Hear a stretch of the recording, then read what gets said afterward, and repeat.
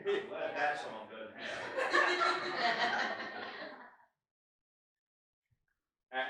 Actually, if you get some of the old Wesley hymnals, it wasn't unusual to have 15 or even 20 verses. And there were a lot of Methodist hymnals that were in German, so you had to be bilingual to be a Methodist. Yeah. John chapter 12 gives us the description of Jesus entering the Jerusalem. Now, this is actually what? Okay. You can tell me I talk too much. This was as the time of Passover. This was a time when people were gathered from all over Israel. So we see people have been talking. Jesus wasn't one who stayed in one place. He was more of a circuit walker. He walked hundreds of miles in his ministry. I don't think anybody's ever sat down and figured that out, but I would be interested to on the mileage he covered on foot throughout parts of Israel and Samaria, just to bring the love of God. And I was realizing something recently. Jesus fed thousands. He taught the thousands. But when he healed, except for the one exception of the 10 lepers, which he used it as an illustration of gratitude, when he healed, he did it one-on-one. He demonstrated that he wanted a relationship with each individual to personally minister to our hurts and our needs. The masses recognized what was happening. The masses saw, witnessed the miracles. The masses received a brand new form of teaching. Before it was the law, do this, do this, do this. And Jesus started saying, watch your attitude. Not so much what you're doing, it is what the mindset you have while you're doing it. Whole new time. And he came in. He came into Jerusalem. And the closest thing we can think about, now I talked to the kids about the palm branches being waved as rally towels, but it also said they took off their cloaks or the clothing and waved it and threw it down because those roads were rough. They didn't want the young donkey he was riding on to stumble. The closest thing we have to that is a ticker tape parade. Now, I was thinking about that as I was doing it. Do you realize what ticker tape is? They had a ticker tape machine that would run out and give the stock market results and keep everybody up to date. And in the buildings in the center of New York, that was the mecca for all of that. And when somebody came by, they would throw the ticker in. Now, it has a beautiful illustration. It looks great, right? Basically, they were throwing out the trash. The first one was to celebrate the Statue of Liberty. The second one was the centennial of George Washington's inauguration. And Admiral George Dewey was the first person to be recognized when he came back from overseas in a great military victory. Since then, there have been sports teams. There have been all kinds of groups recognized, some military people. One of the most famous was Charles Lindbergh. Now, without looking at your bulletin, who can tell me who has received the most ticker tape parades?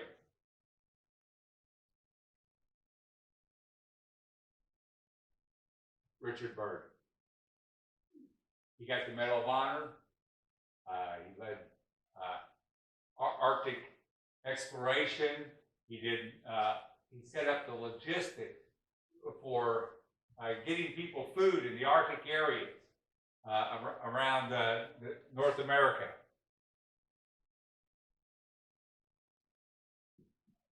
Jesus was recognized in that way. He was recognized because of miracles. And if we look at chapter 12 of John, verse 19, a statement was made. The Pharisees said to one another, see, this is getting us nowhere. Look how the whole world has gone after him.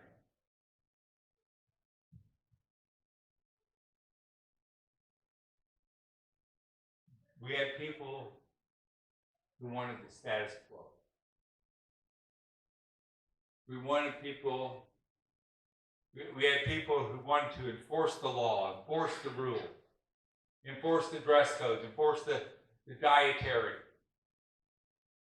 The biggest battle Jesus had was, or the one he fought most often, was the Sabbath. Because the Pharisees had made it so oppressive, so rule bound, so locked up with it, that the Spirit had gone out of it. People did what they had to do rather than what they wanted to do. And on this Palm Sunday, which is probably the day after the Sabbath, we see people letting go and celebrate. I've talked different times about Methodist history and how we have spawned other denominations. Most of the Pentecostal denominations came out of the Methodist Church. They weren't driven out. They left because they wanted more freedom in their style of worship. They wanted to sing louder. They wanted to celebrate. Now, sometimes we have half dozen kids up here now. Sometimes just a couple.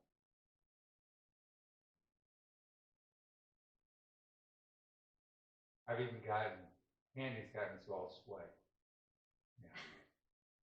Yeah. We've been in church where she was the only one who stood up, so I've made a promise to her. If she stands up, I'm going to stand up with her. But just once in a while, we got to learn to let go. Once in a while, we've got to learn that maybe, and it may not be on Sunday morning. Maybe when we're celebrating, when the kids are out there picking up eggs. Now, I'm going to get in trouble with at least two people in this sanctuary right now. Instead of worrying about taking pictures, just run around and go with them. Just I can do both. You can't do both, just sit down. Yeah, right. I can multitask. Yeah. I can multitask. You need to shut that down. They can take pictures on the fly, I'm sure. They're quicker than the shutter. Yeah. But the Pharisees foresaw something. Something was going to happen. And in the next few days, they were going to go all out. All out. To stop it. They saw they were going to lose their power. They saw they were going to lose their authority. They saw that everything was going to start changing. And this week, Holy Week, is we're going to start remembering.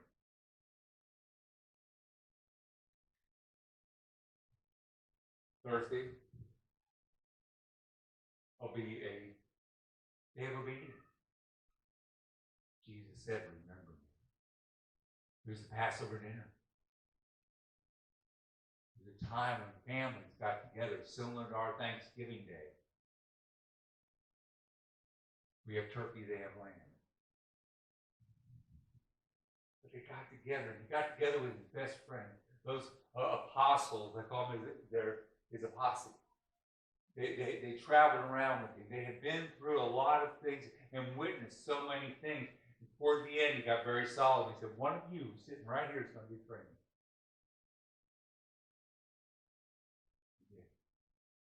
But before he left, and I've looked this over several times, let's have to meet him. Because I want even you to remember who I am. Remember. On Friday, we aren't celebrating. On Friday, we're going to remember somebody gave up his life willingly.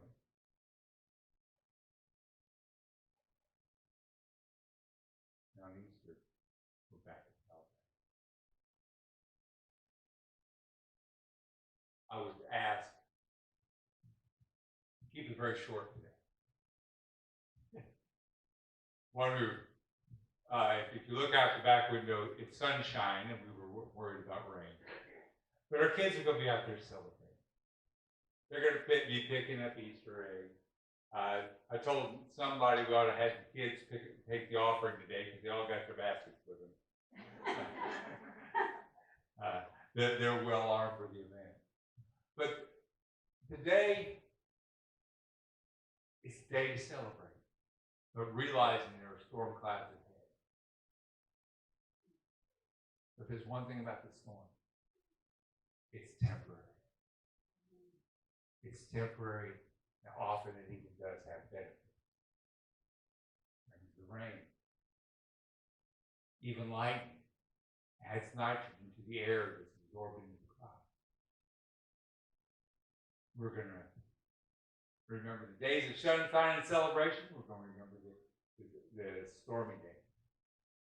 Then again, the sun will shine. Let's pray together.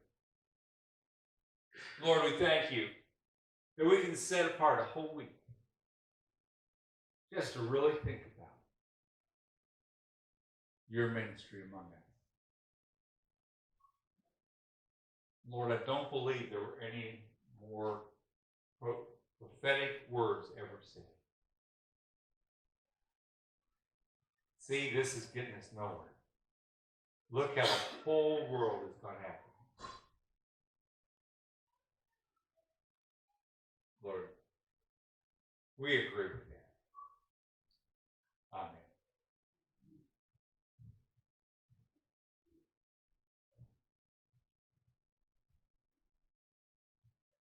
I got the lot of unawares.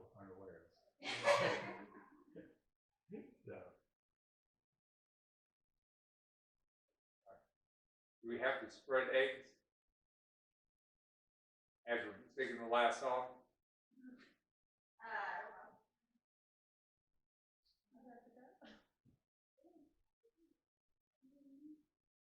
Well, let's go ahead and sing, then we'll go out and spread the egg, all right?